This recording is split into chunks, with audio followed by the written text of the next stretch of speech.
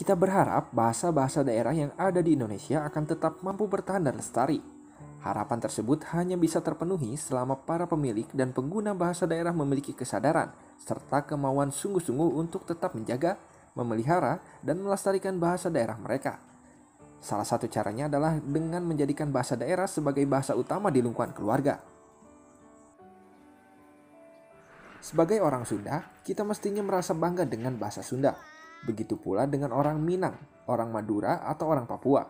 Mereka mesti bangga dengan bahasa daerah mereka, bukan malah sebaliknya.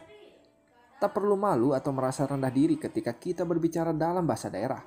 Kedudukan bahasa daerah sama tingginya dengan bahasa nasional maupun bahasa internasional. Tidak lebih dan tidak kurang. Dalam khazanah kebahasaan, memang dikenal apa yang disebut sebagai proses seleksi alam, yakni tak kala bahasa-bahasa yang ada saling bersaing, adu kuat, dan saling menaklukkan. Ada yang mampu bertahan, ada juga yang terpaksa lenyap dari peredaran.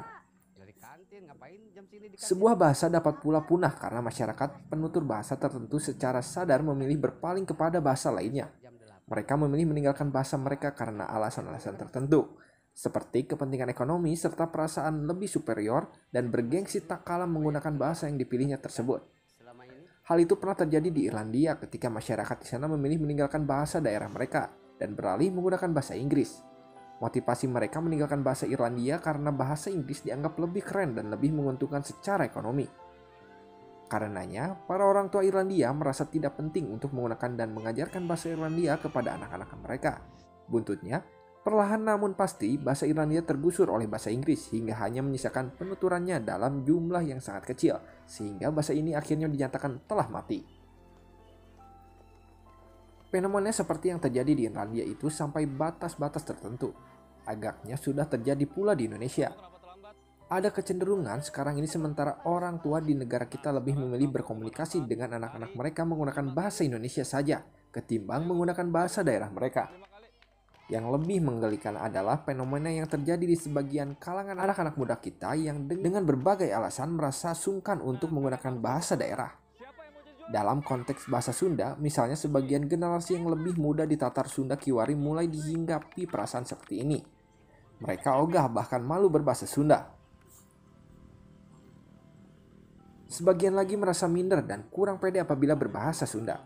Jika fenomena seperti ini terus menguat, tentu saja akan berpengaruh terhadap keberadaan bahasa Sunda di masa depan.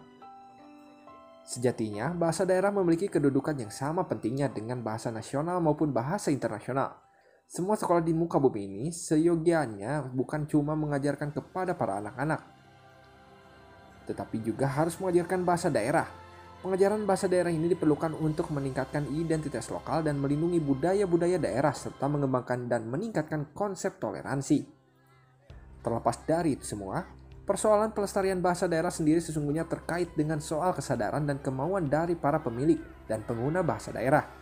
Segencar apapun upaya untuk memajukan dan melestarikan bahasa daerah, apabila tidak ada kesadaran serta kemauan dari para pemilik dan pengguna bahasa daerah bersangkutan untuk ikut terus memeliharanya, tetap saja hasilnya akan nihil.